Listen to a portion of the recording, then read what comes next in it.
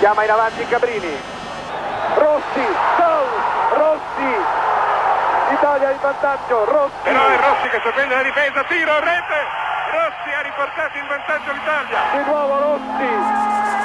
nuovo Rossi su calcio d'angolo, terzo gol di Rossi. Le grandi emozioni restano vive nel tempo e cambiano il destino di un uomo.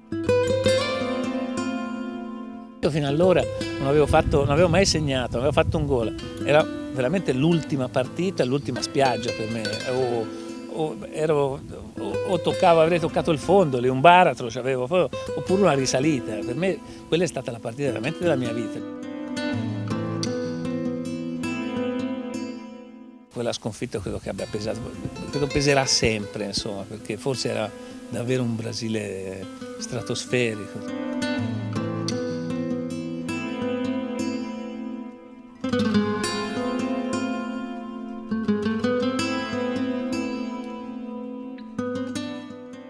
Il libro che è nato da un'idea di mia moglie, Federica, perché lei scrive, è una giornalista, eccetera, è rimasta abbastanza stupita del fatto che a distanza di 30 anni ci fosse ancora tanta gente che mi fermasse e mi ringraziasse per quel mondiale dell'82. Dice, ma no, sono passati 30 anni, ancora. Questo ha dato a lei il significato per capire che cosa è stato quell'evento, cioè che dimensione ha avuto.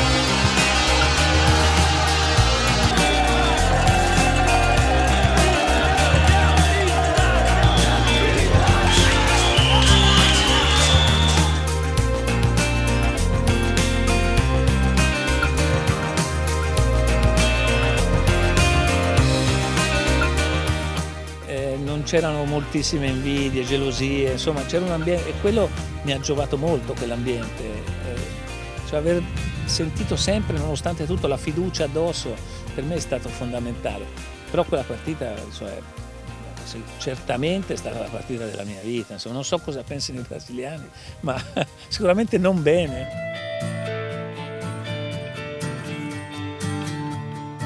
Esperienze forti che hanno rafforzato le amicizie che resistono nel tempo.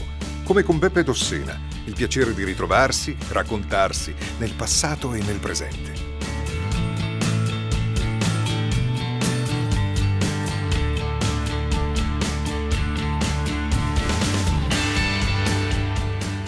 I miei nonni che vivevano in campagna, da bambino andavo da loro, ma proprio in campagna, una bellissima campagna, tra l'altro di vicino Prato, non in queste zone qua. E io ci andavo spesso, naturalmente, e quindi ho sempre avuto un po' l'idea e la voglia di tornare in campagna, e poi soprattutto la voglia di ritornare in Toscana. Io sono in Toscana, anche se poi in realtà ci ho vissuto poco, solo da bambino fino a 16 anni, e poi sono sempre stato un po' in giro, poi tanti anni a Vicenza ho fatto, però mi piaceva, insomma, l'idea di tornare a respirare un po' d'aria di campagna.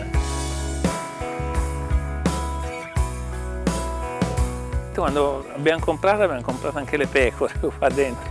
Si chiamano contratti, abbiamo fatto a cancelli chiusi. Quindi quello che c'è dentro, quello che trovi, se trovi cinghiali, cose di tutto. Noi abbiamo trovato 170 pecore.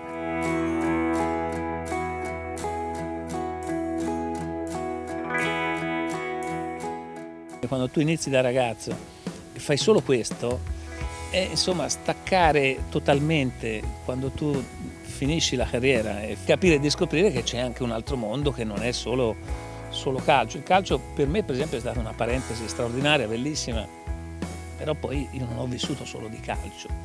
La gente mi ricorda come calciatore, naturalmente, perché l'identificazione è naturale, uno che ha legato il nome a un momento della storia del calcio italiano, è chiaro che è così. Però io ho sempre cercato poi di abbinare anche altre cose che mi piacevano.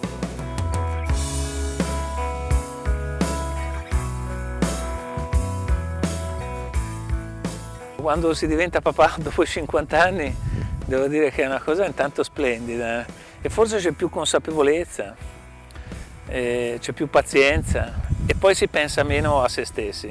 Mia figlia intanto ha appena 2 anni e mezzo, la più grande, poi c'è un'altra piccolina che ha 4 mesi e mezzo, 5 mesi. Lei mi chiama per nome e cognome, Sì, mi chiama, ogni tanto è buffissima, perché sì, è buffissima, mi chiama, mi dice Paolo, vieni qua, cosa facciamo oggi Paolo? Non mi dice papà, come tutti i bambini.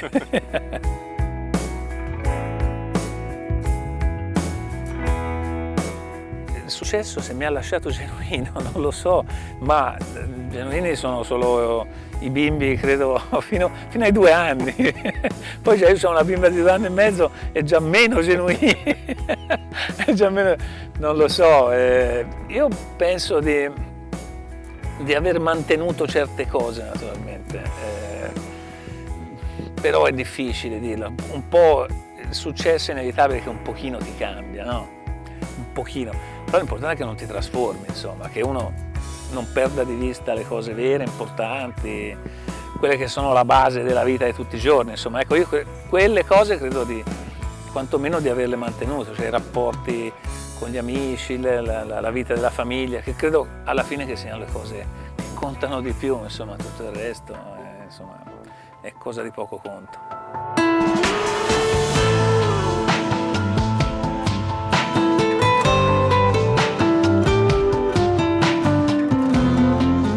Rileggendo anche cose vecchie di amici, di quelli che hanno vissuto, insomma, quel momento, quel periodo, insomma, un pochino di nostalgia viene, insomma. Anche se io non sono così nostalgico, perché mi piace pensare molto al domani, al futuro, però insomma un evento di quella portata, un evento che bene o male ci ha segnato tutti. Insomma. La mia terra, la mia famiglia. Federica, con loro ho vinto un altro mondiale.